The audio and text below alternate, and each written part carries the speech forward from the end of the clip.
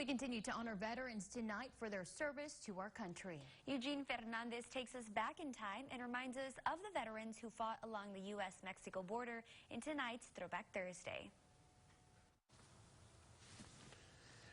Veterans Day.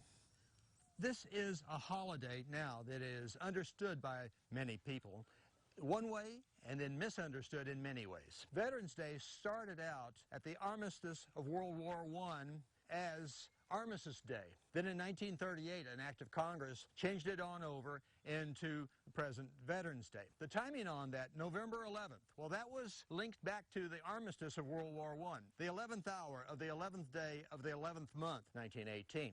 Many people think about Veterans Day as being the same as Memorial Day. That is not quite right.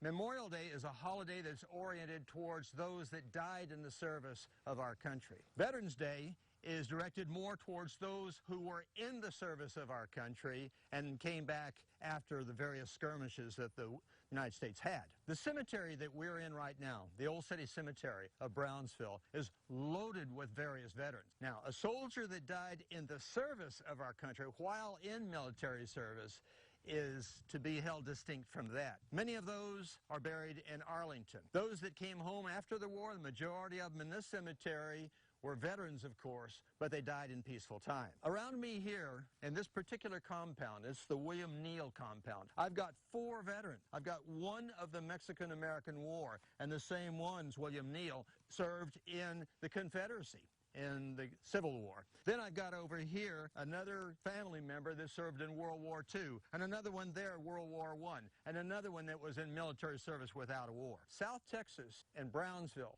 and for all that matters, the territories that were involved in the exchange after the Treaty of Guadalupe Hidalgo have many, many veterans that are buried here. There's one point of significance at this hour that is extremely important to us in South Texas, and that is the movement to incorporate the earthworks at Fort Brown into the National Park system.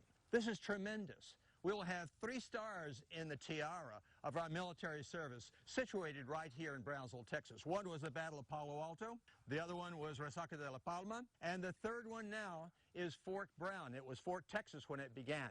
We are here now at the second part of our story honoring the veteran. What you see here is the earthworks, as it's called, of Old Fort Brown. Fort Brown started out as Fort Taylor at the time of the beginning of the Mexican War, 1846, and this was established by General Zachary Taylor. The earthworks that are here, and that is the mound buildup of the old fort, is the only evidence that there was a fort here. Why is this important? Congressman Filemon Vela introduced a bill before the House in October of this year, and it was ratified in order to turn this into a national park. The soldiers that were stationed here, veterans, were men and women, and I say women because there was one figure that stood out very, very strongly in the people that were here defending the fort, and that was a lady called the Great Western. She tended to the soldiers' wounds, and she brought them water and whatever. The soldiers that were here valiantly defended this part of Texas at the time, because it was ratified into the Union in 1845.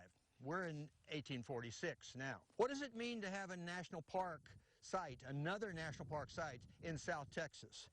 It is a great point in our favor for world history. Fort Brown launched that particular effort that was the body and spirit of the Mexican-American War. What does it mean to defend your country? That is the true question behind the honor of a veteran. For one to give one's service to the protection of their country, there is no greater honor. To put your life on the line in order to make certain that we have the preservation of freedom, and the rest is history. For KVEO News, I'm Eugene Fernandez.